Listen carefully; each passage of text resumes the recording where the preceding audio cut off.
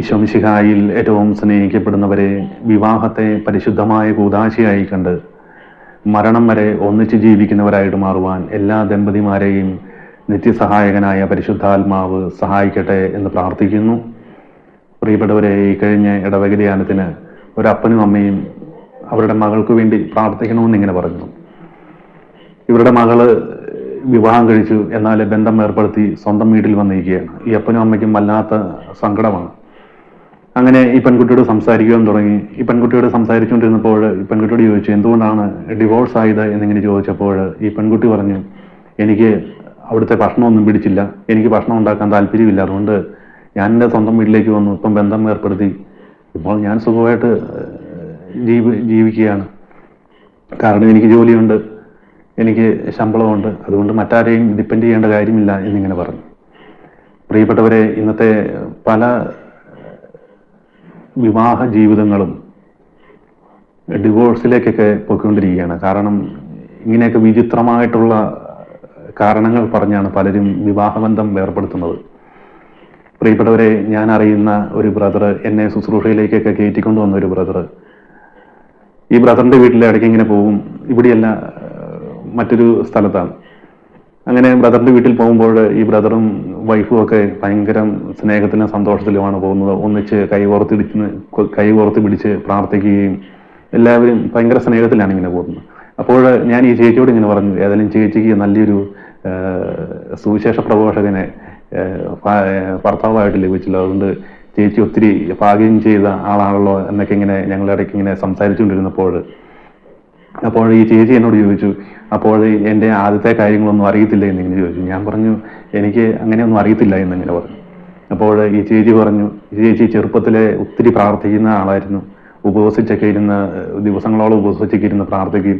അങ്ങനെ വിവാഹപ്രായം എത്തിയപ്പോൾ ഈ ചേച്ചി ഈശോയോട് ഇങ്ങനെ പറഞ്ഞു, എനിക്ക് നല്ലൊരു പ്രാർത്ഥിക്കുന്ന, എല്ലാ ദിവസവും പള്ളിയിൽ പോകുന്ന ഒരു ആളെ എനിക്ക് തരണം എന്നിങ്ങനെ ഈശോയോട് ഇങ്ങനെ പറഞ്ഞു. അങ്ങനെ ഒരു കല്യാണാലോചന വന്നു. ഈ ചേച്ചിയെ വന്ന് കണ്ടു. ചേച്ചിക്ക് ഈ ചേട്ടനെ ഇഷ്ടപ്പെട്ടു, ചേട്ടനെ ഈ ചേച്ചിയെ ഇഷ്ടപ്പെട്ടു. അങ്ങനെ ഈ ചേച്ചിയുടെ വീട്ടുകാർ ആ നാട്ടിൽ പോയി അന്വേഷിച്ചു കഴിഞ്ഞപ്പോൾ നാട്ടുകാർ പറഞ്ഞു, ഇതുപോലെ ഒരു ചെറുക്കനെ ഇനി കിട്ടത്തില്ല എന്നിങ്ങനെ പറഞ്ഞു. അങ്ങനെ വിവാഹം കഴിഞ്ഞ് ആദ്യത്തെ ദിവസം ഈ ചേട്ടൻ വീട്ടിലേക്ക് കയറി വരുന്നത് കള്ളു കുടിച്ച് 4 കാലയിലാണ് വീട്ടിലേക്ക് കയറി വരുന്നത്. അപ്പോഴാണ് ഈ ചേച്ചി അവിടുത്തെ കാര്യങ്ങളൊക്കെ അറിയുന്നത്. ആ വീട്ടിലെ ഏറ്റവും വലിയ ഗുണ്ടയായിട്ട് നടക്കുന്ന ആളായിരുന്നു. നാട്ടുകാരെ എന്തെങ്കിലും പറഞ്ഞിട്ടുണ്ടെങ്കിൽ ആ പറഞ്ഞ ആളുടെ വീട്ടിൽ കയറി അടി കൊടുക്കും എന്നുള്ളത് കൊണ്ട് അവിടെയുള്ള എല്ലാ നാട്ടുകാരും പറഞ്ഞു, ഇതുപോലെ നല്ലൊരു മനുഷ്യനില്ല എന്ന് പറഞ്ഞ് ഈ ചേച്ചിയെ പറ്റിക്കുകയായിരുന്നു ചെയ്തത്. ഏതായാലും ഈ ചേച്ചി അന്നത്തെ ദിവസം ഒത്തിരി നേരം ഇങ്ങനെ കരഞ്ഞ് പ്രാർത്ഥിച്ചു, ഈശോയെ എന്നോട് എന്തുകൊണ്ട് ഇങ്ങനെ ചെയ്തു എന്നിങ്ങനെ പറഞ്ഞ് ഈ ചേച്ചി വല്ലാത്ത സങ്കടത്തോടുകൂടി ഇങ്ങനെ ഒത്തിരി നേരം അന്നത്തെ ദിവസം രാത്രി ഉറങ്ങാതിരുന്ന് കരഞ്ഞ് പ്രാർത്ഥിച്ചു എന്നിങ്ങനെ പറഞ്ഞു. പ്രിയപ്പെട്ടവരെ, സംഭവിച്ചത് ഈ ചേച്ചി ആ ചേട്ടനെ ഉൾക്കൊണ്ടു. ഈ ചേട്ടൻ എല്ലാ ദിവസവും മദ്യപിച്ച് വീട്ടിൽ വരും. എന്നാൽ ഈ ചേച്ചി എല്ലാ ദിവസവും ജപമാല കരങ്ങളിൽ ഉയർത്തി പരിശുദ്ധ അമ്മയോട് മധ്യസ്ഥം വഹിച്ച് പ്രാർത്ഥിച്ചു. അവസാനമല്ല, ഇവരുടെ ജീവിതത്തിൽ 2 കുഞ്ഞുങ്ങളുണ്ടായി. രണ്ടാമത്തെ കുഞ്ഞ് ഒരു പെൺകുഞ്ഞായിരുന്നു. അങ്ങനെ ഈ പെൺകുഞ്ഞിന് വല്ലാത്തൊരു രോഗം വന്നു, മരണാവസ്ഥയിലേക്ക് കടന്നു പോയപ്പോൾ ഈ ചേട്ടന് ഒരു മാനസാന്തരം ഉണ്ടായി. ഈ ചേട്ടൻ ഇങ്ങനെ പള്ളിയിൽ പോയി ഇരുന്ന് പ്രാർത്ഥിച്ചുകൊണ്ടിരുന്നപ്പോൾ ഈശോ ഈ ചേട്ടനോട് പറഞ്ഞു, നീ എനിക്ക് വേണ്ടി ഇറങ്ങിത്തിരിക്കുകയാണെന്നുണ്ടെങ്കിൽ നിന്റെ മകളെ ഞാൻ തിരിച്ചു തരും എന്നിങ്ങനെ പറഞ്ഞു. അങ്ങനെ ആ ചേട്ടൻ അവിടെ വെച്ച് കർത്താവിന് വാക്ക് കൊടുത്തു. അന്ന് മുതൽ ഈശോയ്ക്ക് വേണ്ടി ഇറങ്ങി ഇന്ന് ശക്തനായ ഒരു സുവിശേഷ പ്രഘോഷകനായിട്ട് മാറി. പ്രിയപ്പെട്ടവരെ, ഇതാണ് കഴിഞ്ഞുപോയ കാലഘട്ടങ്ങളിലെ ദമ്പതിമാരുടെ ജീവിത അവസ്ഥകൾ. എന്നാൽ ഇന്നുള്ള ദമ്പതിമാര് ഒരു നല്ല രുചിയുള്ള ഭക്ഷണം കിട്ടിയില്ലേല്, അല്ലെങ്കിൽ നല്ല വസ്ത്രം മേടിച്ചു തന്നില്ലേല്, എനിക്ക് നീയുമായിട്ടൊരു ബന്ധവുമില്ല എന്ന് പറഞ്ഞ് ഡിവോഴ്സ് ചെയ്ത് സ്വന്തം വീട്ടിലേക്ക് പോകുന്ന ഒത്തിരി ദമ്പതിമാർ ഈ കാലഘട്ടത്തിലുണ്ട്. പ്രിയപ്പെട്ടവരെ, ഒരു അച്ഛൻ പറഞ്ഞതുപോലെ സുഖത്തിലും ദുഃഖത്തിലും സന്തോഷത്തിലും സമാധാനത്തിലും മരണം വരെ എന്നാണ് നമ്മൾ വിവാഹം നടക്കുമ്പോൾ നമ്മൾ പ്രാർത്ഥിക്കുന്നത്. എന്നാൽ പലരും ചിന്തിക്കുന്നത് ഈ മരണം വരെ എന്നുള്ളത് മകയിരം വരെ എന്നുള്ളതാക്കി മാറ്റി ഇന്ന് പലരും ഡിവോഴ്സിലേക്കൊക്കെ കടന്നു പോകുന്നുണ്ട്. പ്രിയപ്പെട്ട ദമ്പതിമാരെ, ഒരിക്കലും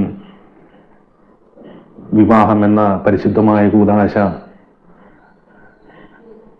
ചെറിയ കാരണങ്ങളൊക്കെ പറഞ്ഞ് ഡിവോഴ്സായിട്ട് രണ്ടും രണ്ട് വഴിക്ക് പോകുമ്പോൾ ചിന്തിക്കുന്നത് നല്ലതാണ്. നമുക്ക് മരണമുണ്ട്, നമ്മൾ മരിച്ച് ഈശോയുടെ അടുത്ത് പോയി നിൽക്കുമ്പോൾ ഇതിന് ഉത്തരം പറയേണ്ടി വരും. സ്വർഗത്തിലെ നിത്യജീവൻ വേണമെങ്കിൽ ഈ ഭൂമിയിലുള്ള ഈ ചെറിയ അല്ലെങ്കിൽ 10-70 വയസ്സ് വരെയുള്ള ഈ ജീവിതത്തിൻ്റെ ഇടയിൽ സഹിച്ച് ക്ഷമിച്ച് മുൻപോട്ട് പോകുമ്പോൾ അത് സ്വർഗത്തിൽ നമുക്ക് നിത്യജീവൻ പ്രദാനം ചെയ്യുവാൻ വേണ്ടി നമുക്ക് ഉപകാരപ്പെടും. അതുകൊണ്ട് ചെറിയ പ്രതിസന്ധികളും പ്രശ്നങ്ങളൊക്കെ വരുമ്പോൾ അതൊക്കെ പരിശുദ്ധ അമ്മയോട് ജപമാലയ്ക്ക് ചൊല്ലി പ്രാർത്ഥിച്ച് സ്നേഹത്തിലും സമാധാനത്തിലും ഒന്നിച്ചു പോകുവാൻ എല്ലാ ദമ്പതിമാരെയും ഈശോ സമൃദ്ധമായിട്ട് അനുഗ്രഹിക്കട്ടെ. പരിശുദ്ധ അമ്മ മാതാവിൻ്റെ മാധ്യസ്ഥവും വിശുദ്ധ മിഖായേൽ ദൂതന്റെ സംരക്ഷണവും എല്ലാ ദമ്പതിമാരോടും എല്ലാ കുടുംബങ്ങളോടും കൂടി ഉണ്ടായിരിക്കട്ടെ. Ave Maria, praise the lord, hallelujah.